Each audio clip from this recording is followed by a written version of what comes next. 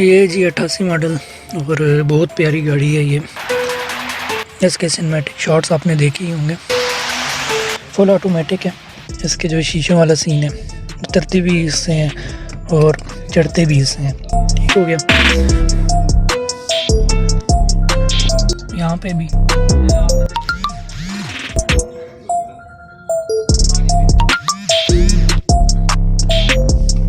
गाड़ी रात को मैंने चलाई है और पार्किंग में खड़ी करने के लिए गया था। वो गाड़ी बहुत मज़े की है। देखिए खुली गाड़ी है।